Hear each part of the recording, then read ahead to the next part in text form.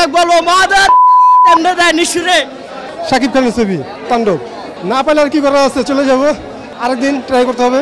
প্রায় 2 ঘন্টা ধরে দাঁড়ায় আছি, আমরা আসছি 7 জন। কি করার নেক্সটে মানে যখন টিভি টিকিট দিবে তখন দাঁড়ায় থাকবো। বাংলাদেশের Shakib star mega star Shakib Khan, তার ছবি দেখতে অসাধারণ, তাই সাকিব খানের ছবি দেওয়ার জন্য এত পরিশ্রম। না ভাই গার্লফ্রেন্ড আসবে কিভাবে ভাই, সিঙ্গেলই এইভাবে চাপাচাপি করে নিতেছি, গার্লফ্রেন্ড আসলে তো আরো ঝামেলা আছে, কিন্তু আসে নাই, না নিয়ে আসি নাই। আমি সাকিব খানের বড় একটা ফ্যান। রোজা ঈদে যখন ওর বরবাদ ছবিটা ছাড়ছে ওইটাও দেখাই গেছি, প্রিয়তমও দেখাই গেছি, তুফানও দেখাই গেছি। এটা কি মিস দেওয়া যায়? আমার হাজব্যান্ডের সাথে, আমার মামার সাথে। সন্ধ্যা যদি দেয় তার সন্ধ্যাবেলা দেখবো, না হলে কালকে আবার আসবো। হ্যাঁ, এটা দেখতেই হবে, এটা রিভিউ দেখে আমি এখানে আসলাম, এটা দেখতেই হবে।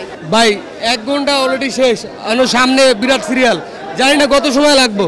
ছবি তো দেখতেই হইব, আর এখন টিকিট পাবো না, কি জন্য টিকিট তা দেখতে হবে না। সাকিবের ছবি বলতে কথা, সাকিবের ছবি না দেখলে হবে নাকি? এটা তো অন্য কোনো সিনেমা না যে অন্য কোনো নায়কের, সাকিবের ছবি। 20 বছর ধরে ছবি দেখতে সাকিবের, 20 বছর যে কটা ছবি দেখতে টানা ওর ছবি দেখছি না, আর কোনো ছবি দেখি না। হ্যাঁ দেখতে হবে। আধা ঘন্টা এখনো পাইনি, পরের শো দেখতে হবে। হ্যাঁ দেখেই যাবো, তাই কারণে দেখতে আসলাম, না দেখা গেলে জিনিসটা অন্যরকম, না এত কষ্ট করে আসলাম যে নাই দেখতে পারি। সাকিব খানকে ভালোবাসি, সাকিব খানের ভালোবাসি আশা, এই জন্য দেরি হলেও দেখে যাব। ভালোবাসার কাছে প্রায় আধা ঘন্টা।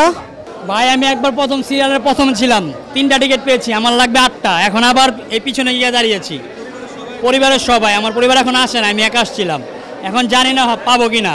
তাণ্ডব দেখবো, তারপর তার পাশাপাশি শরীফুল রাজের ইনসাফটাও দেখার ইচ্ছা আছে। এই 2টা ছবি এবার ভালো যাবে মনে হচ্ছে।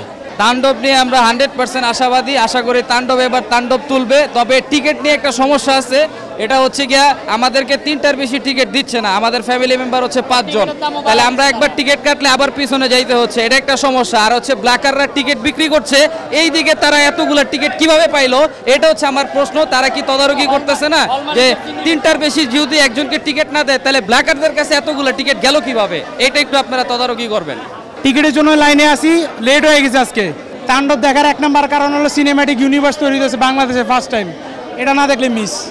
আর সেকেন্ড কথা হলো গিয়ে বার্সার কাছে হল দেখতেই হবে, একটা না হোক 3টা শো দেখবো, তাও দেখতেই হবে। বরবাদকে ছাড়িয়ে যাবে আশা করি, তুফানের জনরার একটা মুভি হবে। টিকিটের জন্য লাইনে দাঁড়ায় আছি ভাই, না পাইলে হয়তো 6টা পর্যন্ত ওয়েট করতে হইব, কি করার আর। হ্যাঁ দেখে তো যেতেই হবে, যেহেতু আসছি কষ্ট করে। ও ভাই আমাদের দেশে তো সাকিব খান একজন ভালো একটা হিট, তার মধ্যে আবার 2 জনে কেমিও আছে, এটা তো জানা পড়তা, না দেখার তো কোনো অপশনই নেই, দেখতে হবেই। আর সবার থেকে একটা ফিডব্যাক ভালো পাইতেছে, সেটা দেখতে হবে না। বরবাদ যেহেতু হিট হয়েছে, আশা করি তাণ্ডব হিট হবে। ভাই সাকিব খানের ছবি ভালো হয়েছে, ভালো।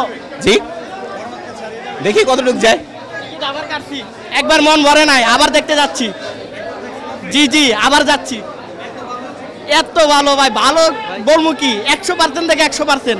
গতকালকে একবার দেখে গেছি, আজকে আবার আসি, আজকে সেকেন্ড টাইম।